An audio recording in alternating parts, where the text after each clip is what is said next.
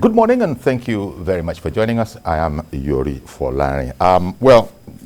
Today we sort of recall, remember the home invasion, that affected, you remember the home invasion, the house of a Supreme Court judge, Justice Mary Odili.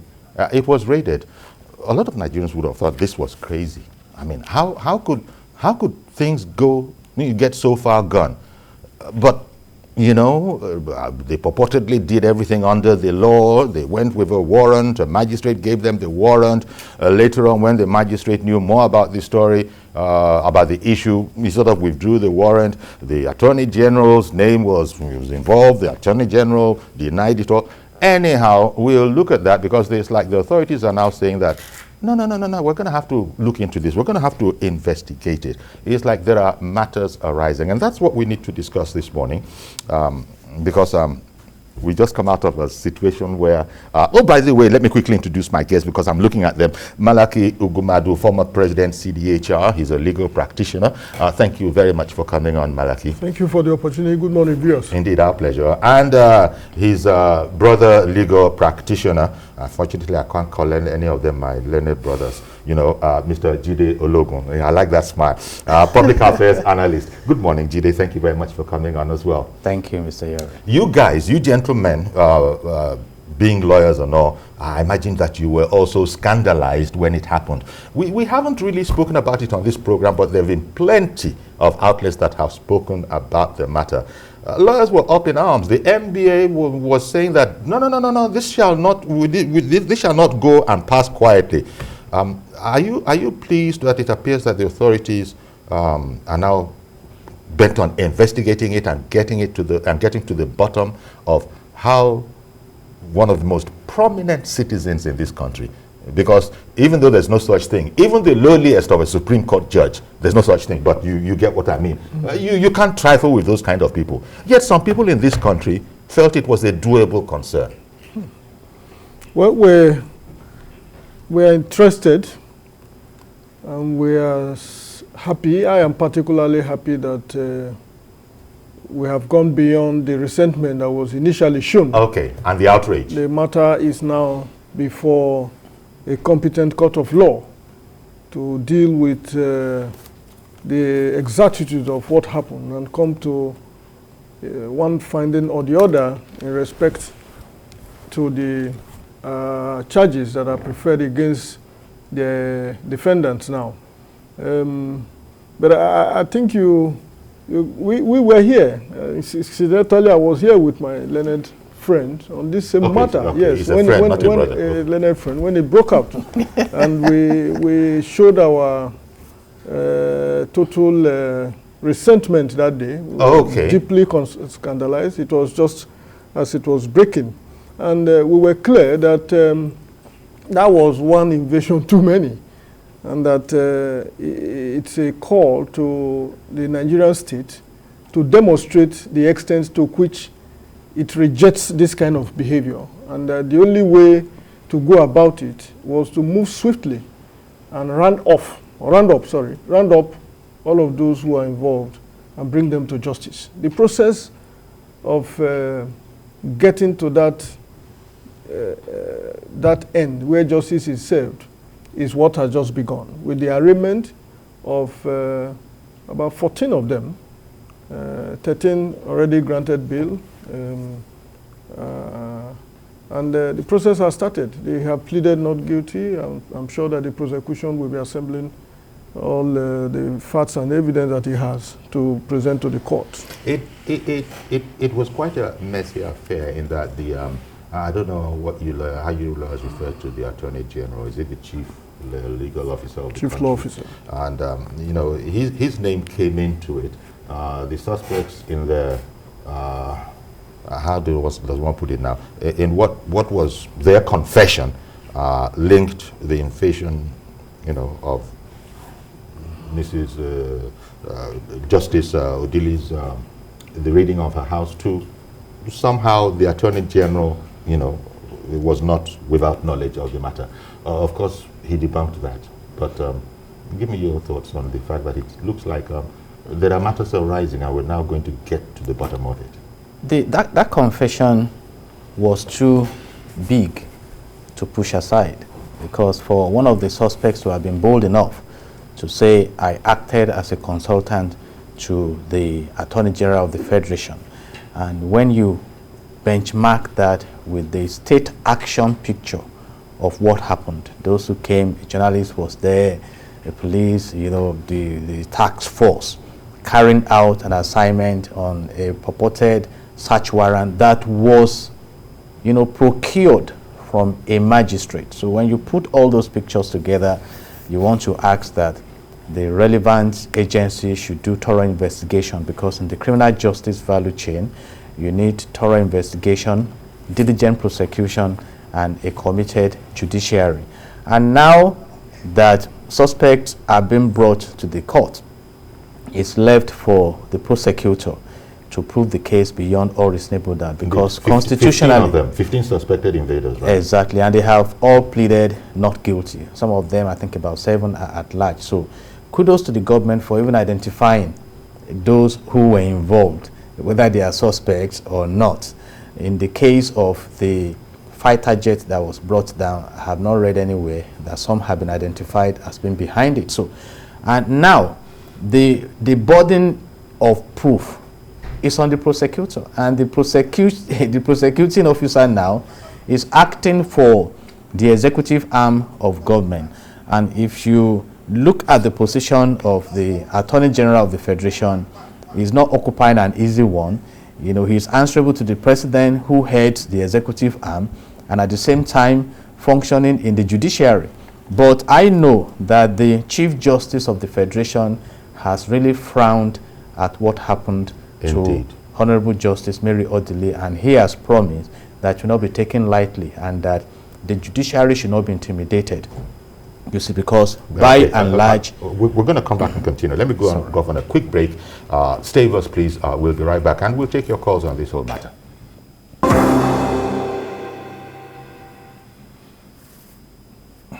Okay, welcome back. The police to arraign 15 suspects behind the invasion of Supreme Court Justice Odili's home. And, we're looking at the matter. It's like it was one of those kind of stories. Did that really happen? Now, to be sure, nobody, you lawyers tell us, we know even from school, I think it must have been Form 1 or 2, that there is nobody above the law. But things must be done properly. So it's not, there has to be, I think in America they call it probable cause, or all that kind of thing. You can't just do what appears to have been done. But not what was done. Never mind what appeared to. You can't do what was done in any civilized society. That was the way most ordinary members of the public must have felt, and indeed the NBA showed its outrage. So we just wanted to emphasize that it's not as if the judges, any of them, right up to the Supreme Court, is above the law. But this one was still considered to be scandalous. Correct. So you could see that part of what has brought us to the point where we have now arrived at is the, if you like, concerted anguish of the entire segment of the Nigerian population. It was no longer the business of the judiciary. It was the judicial arm of government, judicial officer, the number 2 in the Supreme Court that was so attacked. It was that the Nigerian people rose in unison. Virtually all the critical segments of the Nigerian society, from the media to labor to professional bodies, no less the Nigerian Bar Association, that took it up as a challenge. I'm aware that my friend and colleague, Barrister Onyekachi Ubani, was specifically saddled with a team to unravel what has happened. And you could see that virtually every person who heard about it rose to the occasion in unison and condemned what it was that happened. But I think the point must also be made that, look, we mustn't wait until a Supreme Court justice is attacked or where its rights of freedom are breached before the Nigerian state responds in the manner that shows that we can't tolerate this kind of recklessness. It doesn't matter so much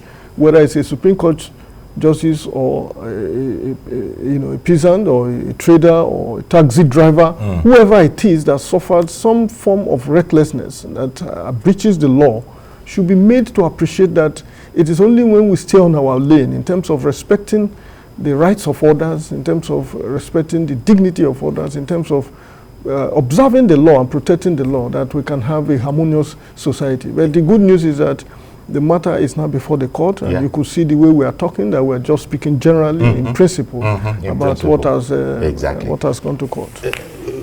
Now, Jide, when you look at it, some of the things that would have surprised ordinary members of the public, by which I mean non-specialists such as lawyers are, was that the magistrate who originated the whole instrument with which the deed was done was presented with bogus stuff. A task force that we subsequently were to hear does not even exist.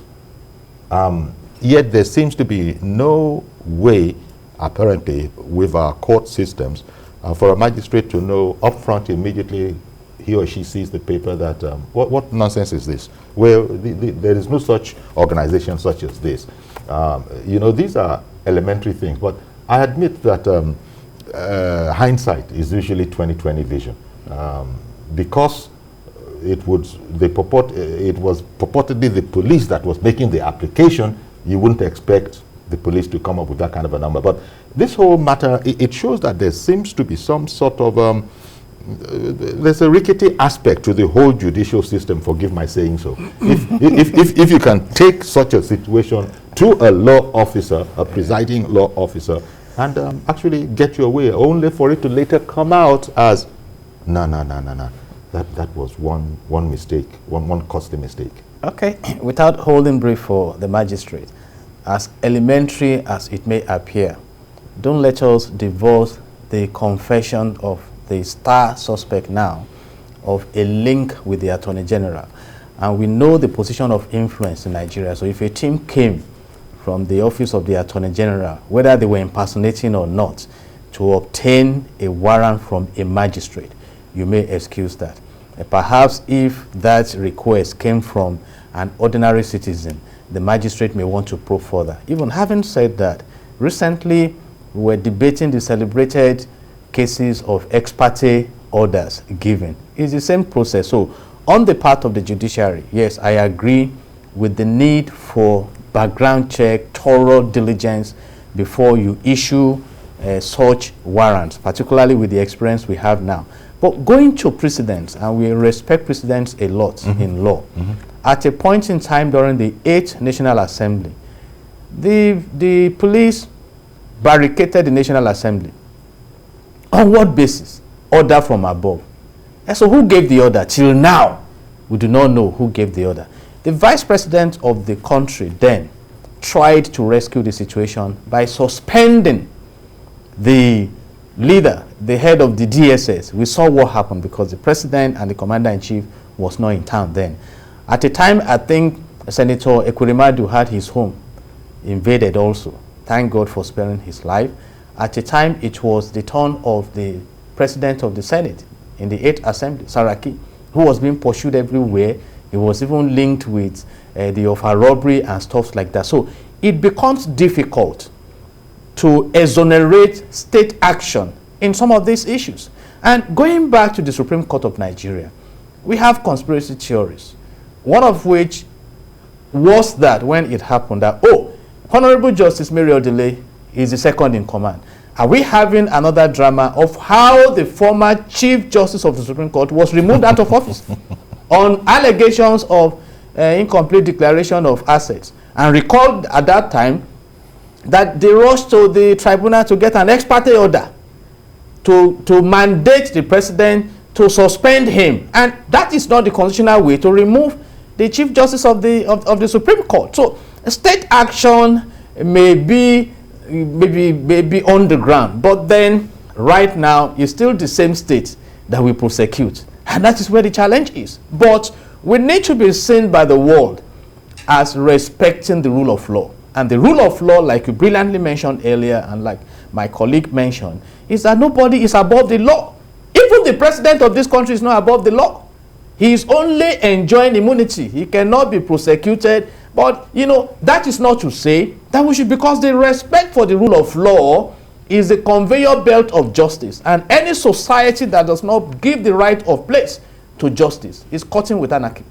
How important, Malachy, do you think this case is for the government, given the backdrop of what Jide has said, where people begin to suspect, is there state involvement in such effrontery? But at least it is, if you want, the state itself that is causing this whole thing now to come forward and center, and we need to get to the bottom of it. How important do you think this is for that whole matter of the integrity of, quite frankly, Nigeria as an enterprise? I think it's very important for 2 or 3 cardinal reasons. The one is that this is not the first time we've had the incidents of these invasions, particularly on very highly state actors. He has just mentioned the Uguwmmadu and a couple of others. In short, before this time was the invasion of the homes of some judges and justices in the past. So if the state has now found that we must find a closure to this and have decided to resort to due process of the law, which is the prosecution of suspected perpetrators, that is a sure way of putting an end to that, because at the end of the day, what follows prosecution is judgment. What follows judgment is sentencing, and what follows sentencing is serving jail terms, or as the case may be. So, to me, that makes it very important. But by far more than that, is to say that as a nation, there is just so much that can be done about toying with issues of this nation. Yeah. It must be a nation that is organized in such a way that people do not conceive and nurture ideas such as this simply because they know there will be no consequences. Exactly, and you know, that is at the heart of the whole thing. Thank you. On a different matter, we spoke about this yesterday. Even Nigerians from diaspora, Nigerians from home, were calling in on this whole matter about the embarrassment we cause ourselves that then gives outside people reason to perceive us in a certain way. By the way, we were talking about the whole UAE, mess, and some people were calling in to say that sometimes we embarrass ourselves. But Mr. Adeola in Surulere, good morning, sir. Good morning, Okuyoyi. Thanks for having me. Indeed. Yeah, quite interesting discussion you're having now, and I want to have a slightly different perspective to this. Okay. Now, where in the world, and we have to be sincere with ourselves, where in the world do we have a sitting Supreme Justice sit on the bar of still deciding the fate of the country, and then married or related to someone who has a very damning case in the court?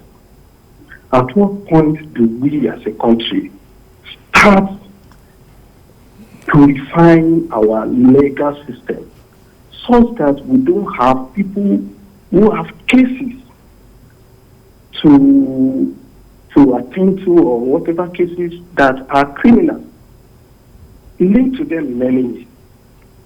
Sir, I think we are looking, as a country, we are looking at symptoms, but we are not really looking at the root causes of this.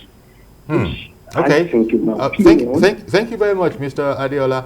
You brought up the matter of root causes. I don't know the extent to which we'll be able to go on this, seeing as it's already a matter in court. However, I'm guided by the fact that I have lawyers with me here, and they will know how far we can go in this whole matter.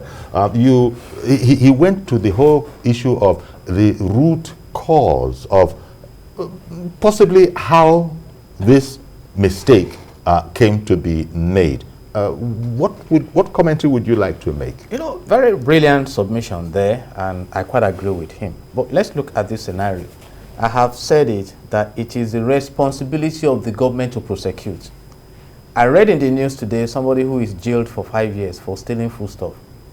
So if the husband of Honorable Justice Odili has a criminal case, is it my duty to prosecute the case? No. It's the duty of the government. Let me ask, the Attorney General of the Federation said he has identified on behalf of the Federation 400 sponsors of Boko Haram. So, and that they will be prosecuted. When will they be prosecuted?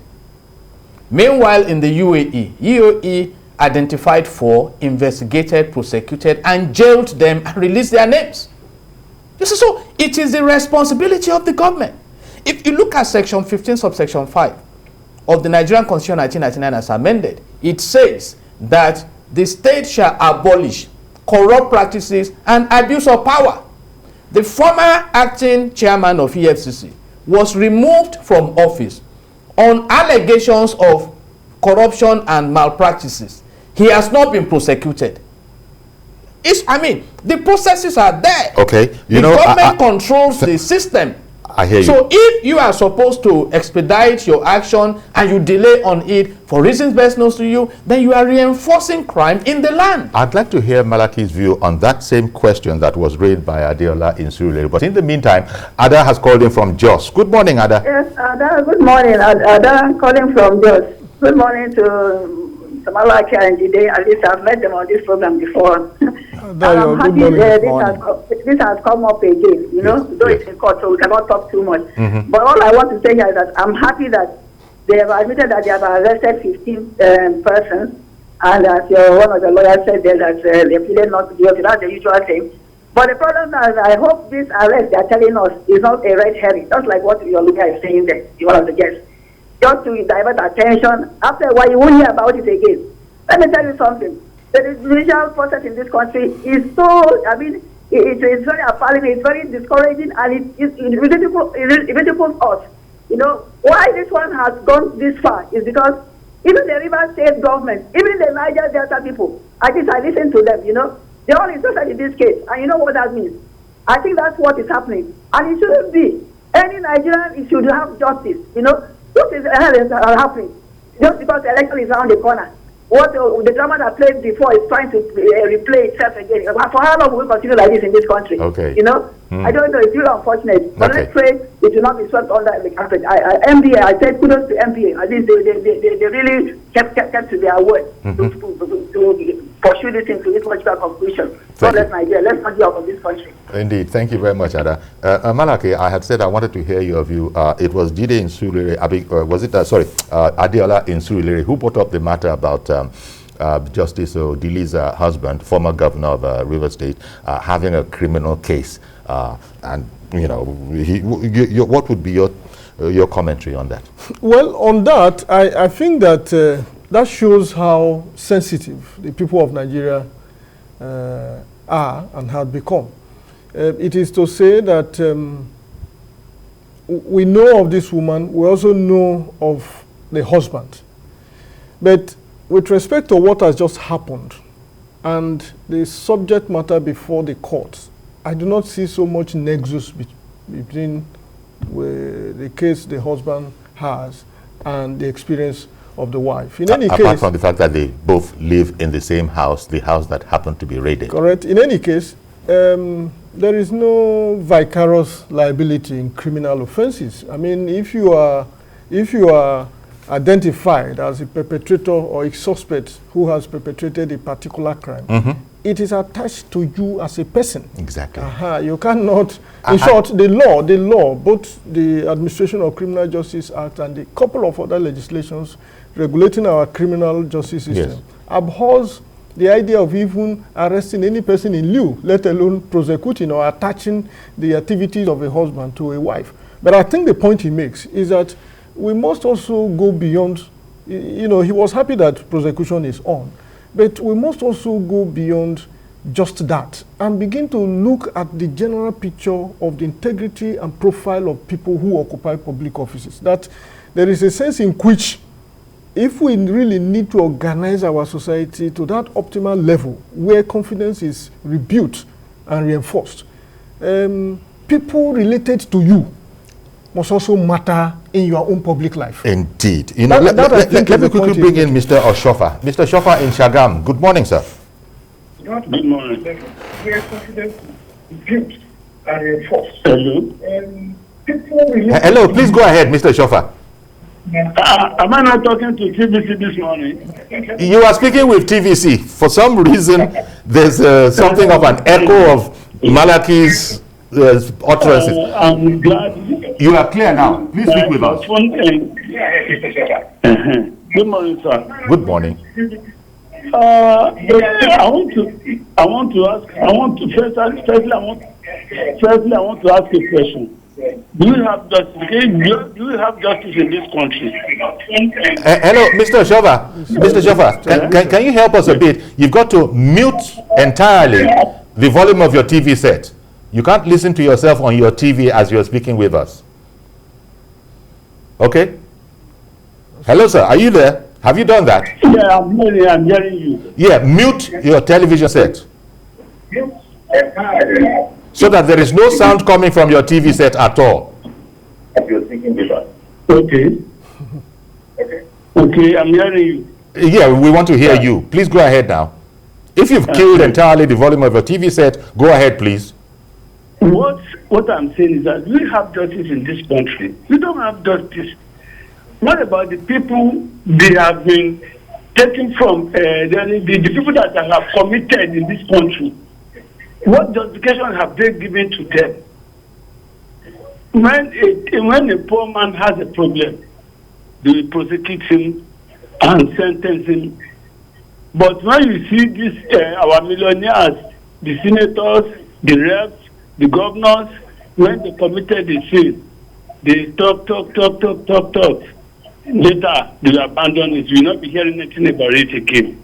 Well, but be that as it is, Mr. Oshofa, I wanted you, if you will, to address the point of a person in the temple of justice. That has to be sacrosanct. We treat them differently. They themselves are held to much higher standards than the rest of us. Now, you can't desecrate, if you would consider that as a viable proposition, you can't desecrate the temple of justice by taking on a Supreme Court justice and treating them so shabbily, invading their home, their privacy, without prejudice to other matters of unfairness up and down the land. It's just that I wished you to comment on, if you will. The principle of it. But let me tell you something. We are human beings. And we are human beings, and we use the same constitution in this country. Okay. No one is above the law. Exactly. We said so ourselves. We use the same constitution in this country. No one is above it. In America, it's not like that. In UK, it's not like that. Why is it Nigeria want to be different from wait the a minute. country? Nobody has invaded the house of any judge of the Supreme Court in America, to the best of our knowledge. There would have been a news report about it. So that's what I'm saying, sir. I'm not saying that these people are angels or anything like that. That's why we established, as you have just said, that nobody is above the law, including a magistrate right up to Supreme Court judge. Nobody's above the law. But this kind of desecration is the way a lot of people see it. But that does not mean that I don't also take what you are saying, sir. If I can... I take what you're saying, but let me hand it over to the lawyer. If you don't mind, just say quick before my colleague comes in. Look, I think that as a nation, given the challenge we have, come to behold, there is the need to appreciate when some minimal progress are made. In this particular instance, I was on this studio when calls upon calls, torrents of calls came in, suggesting that nothing will happen. In my view, the fact that a few persons have been arrested, have been arraigned, not just in a kangaroo court, but a competent court of law with the full attention of the nation, suggests that the country is showing some resentment regarding that kind of behavior. The baton has now been passed on to us to say, look, moving on, will it just disappear? It can't happen because there is a date for the subsequent action in that same court. If it doesn't happen, this is where the civil society comes up. Jide, did you also consider that? Yes, and I want because to. It's now in the marketplace, so to speak. Yes, it is, and let's advise the government on being proactive and following due diligence. Even if a highly positioned Nigerian has some matters you need to investigate, go through the due process. I doubt if there is any provision that says that a honorable justice of the Supreme Court has immunity from being investigated. No! Let the relevant petitions be made. Go about it the right way. It's the kangaroo approach that's given us problem.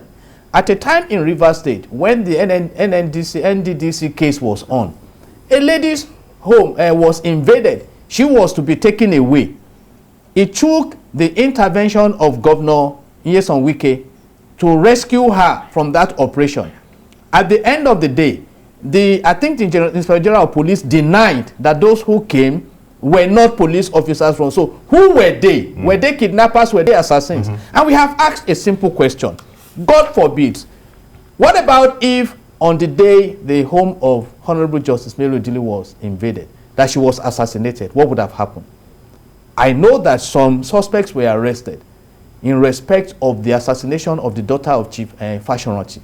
Where is that case today? But the point that Oshofa was making is that I think, without actually saying the words, he was indicating that there seems to be different laws for the high and mighty and different laws for it is the government that is making it appearing so. And that's what we are trying to say now. Let's amplify justice. Give it its right of place. And it will sanitize our society. Matthias in K2, good morning, sir. Good morning, Uncle Yori. Thank you for calling in, sir. Thank you, sir.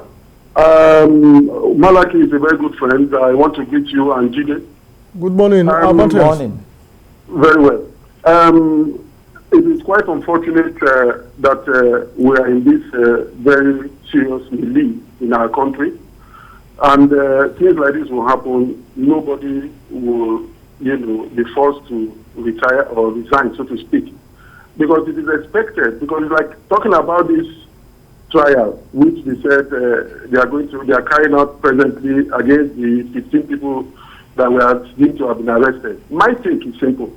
If we are serious in getting it right, the first thing that ought to have done is that those at the echelon of power, particularly the security agencies concerned here, their leaders must first of all stay away.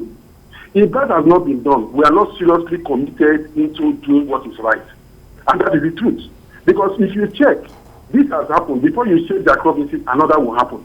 And that is because those who are vested with the responsibility to do the right thing have shut their responsibility. In other words, because those who are supposed to be monitoring them are not doing so.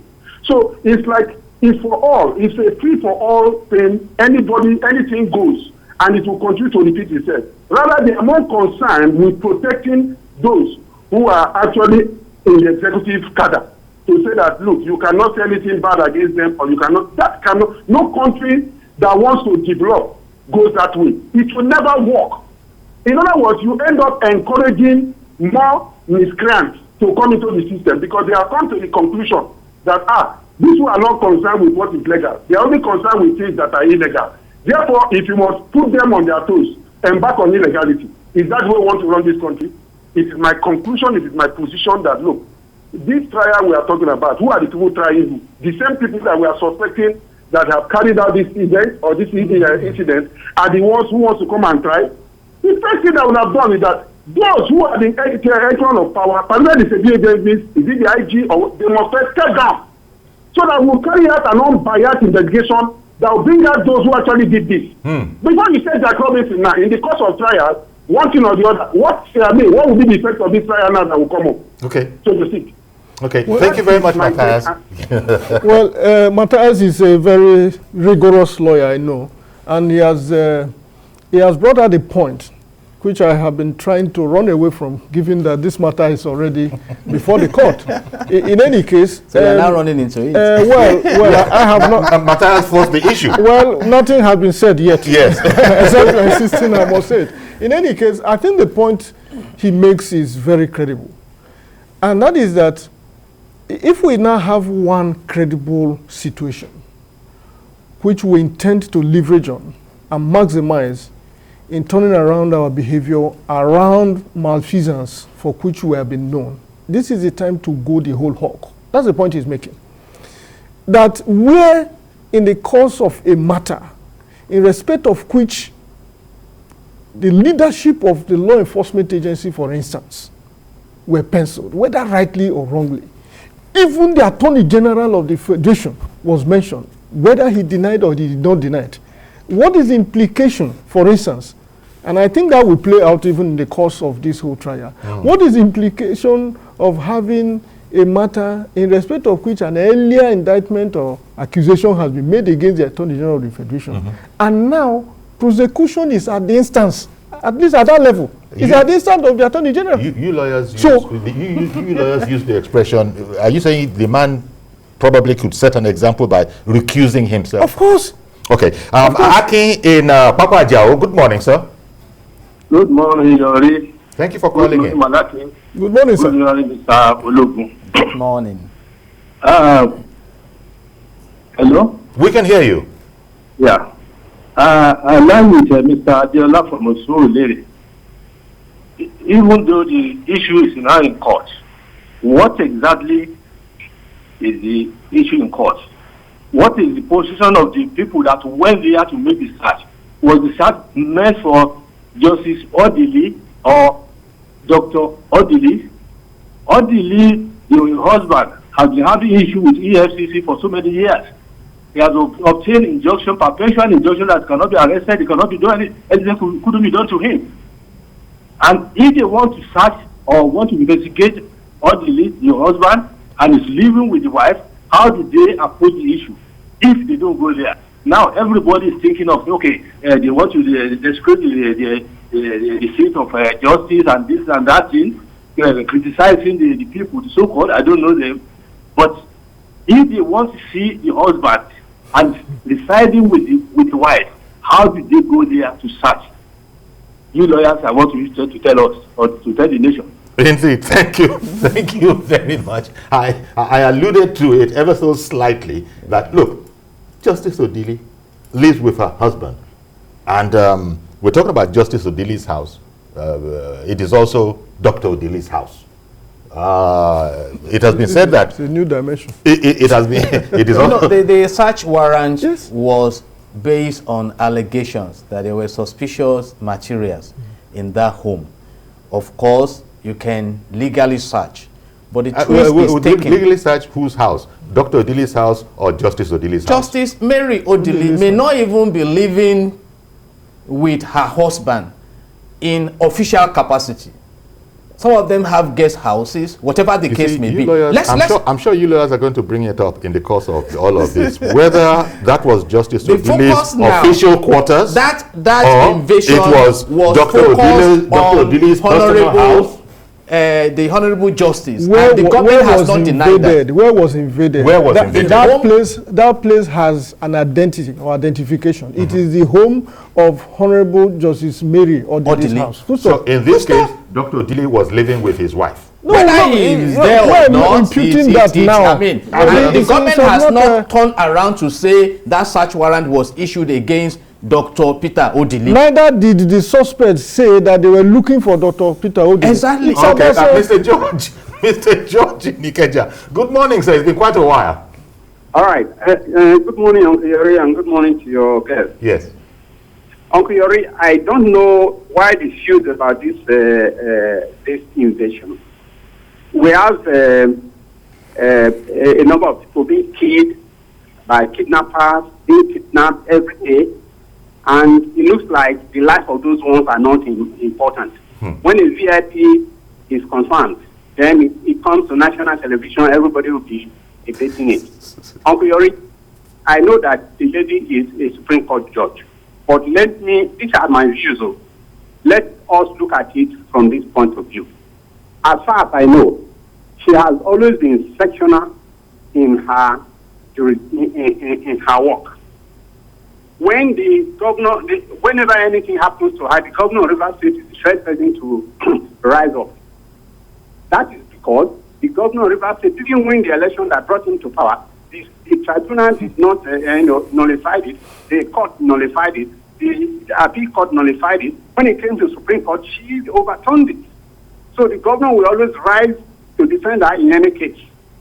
And how do you defend a Supreme Court judge issuing a directive that her husband can never be arrested for any offense?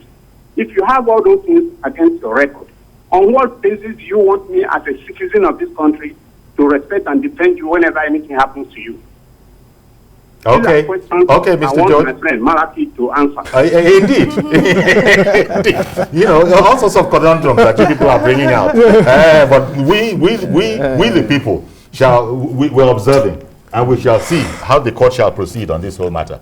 Well, you could see that, and that's the beauty of this program, because you could see the perspectives. You could see the concern of Nigerian people. These are the issues. I came here not looking at it in that direction. In short, I went as far as saying that, look, it is not just about Supreme Court justices whose rights are breached. It's also about the ordinary Nigerian, the peasants, the road transport workers. On one hand. Yes. Until they started bringing out these other Now, matters. it's taking very dramatic, interesting dimension. The first is that, are you sure it's not about Peter Odili himself, doctor? Or how come it has to do with, I mean, the reading the meaning into the judgment of the election that led to the emergence of, I mean, these are quite extraneous, but they are right before us now. My take is that once we have issues of this nature, before we lose track of what we're not just discussing, but what we intend to achieve with it, we must remain focused on what the issues are. By the time you throw up some of these extraneous factors, I bet you not just politicize this, you even give it ethnic colorations. But thank God for the courts. The courts will not be swayed by all of that. So what do we do? What does the court do? The court, I'm not sure what we are saying here. Even if they watch, it does not impact on the cold facts and evidence before them. So you must focus on those facts and evidence. And then the prosecution must have his body of evidence tight at this material time and build it in such a way that the state will achieve the purpose for which this matter is brought before the court. There are three dimensions to justice. It's not just for the state. Mr. Onyebuchi in Abuja, good morning, sir. Good morning, Uncle Yori. Thank you for calling in. Thank you very much. I want to add my voice to the topic that is being discussed now. Sure. Go ahead, please. Thank you. I want to align with what two callers before said about the Honorable Justice Mary Odili and the case she has with the husband, the perpetual injunction she gave that has been on, preventing the agencies from prosecuting, doing their job about her husband. I think this is very unfortunate. This is very unfortunate. We must be able to put all these things side by side so that we'll be able to have a very good balance in all these things. Okay. All right. So, but it will be nice to ask the valid question. I will just make this point. Okay, because I wanted to go to... Assuming without conceding that it has anything to do with Dr. Peter Odili, does it justify the fact that even fake policemen were involved in the operation that occurred? Has it got anything to do with the quality of the search warrant that was issued? And to what extent can we carry on as a nation if non-state actors can appropriate and take over the functions of constituted law enforcement agencies? These are the issues for me. Now, Jide, we've run out of time, but I want you to weigh in on this whole matter. The house was the Odilis. The house was Mrs. The house belongs to the Odilis. Exactly. There is Dr. Odili, there. There is Justice Odili, husband and wife, both of them are there. Justice Odili is a judge of the Supreme Court. And there's a new addition to the legal family. Dr. Odili has a case with the EFCC. So there's that whole confusion, and in addition to, well, not so much confusion, there are those details. Let's just simplify this, Uncle Yori. Yeah, try and simplify it. You know, but very briefly, for the purpose of instruction, when you have a matter in the Supreme Court, you have at least 5 justices presiding over it. And in a country where we respect justice, you have to allow justice. And having said that, it took a very hot and fruitless venture to remove Magu as the acting chairman of EFCC in the 8th Assembly. And within weeks, he was removed. Apparently by drama that emanated from the office of the Attorney General of Federation. So if you are after Peter Odili, and you know that you genuinely have a case against him, and you cannot come to the end of it, I pity the federal government on that. Okay. Igboho was pinned down in Benin Republic, he is still there. Nnamdi Kanu was brought back to this country. This country does not lack capacity. So let's have justice. Those who came up with the concept of justice should not only be done, but clearly seem to have been done. They know what they are saying. Indeed. I don't want, okay, now the DSS has come out to say that National Assembly members may not be safe from kidnappers and assassins. So if they are killed during the Yuletide holiday, what are we going? Is it their business to be warning us that the country is not safe, or to secure us as provided for under Section 14 subsection 2 of the Nigerian Constitution as amended? And these are the issues for the government. Why must that concern them more than the helpless life of the ordinary Nigerians that have been slaughtered over time? Over 3,000 human beings were slaughtered in 11 months. We're going to have to leave it in here. This country. Exactly. We're going to have to leave it here. Not least of all because it's a matter in court and there's an extent to which we can go. But it's quite an interesting, situation, and Nigerians shall be watching. At least the government, fresh dimensions. Hand it to the government. They have decided there is no cover-up necessary.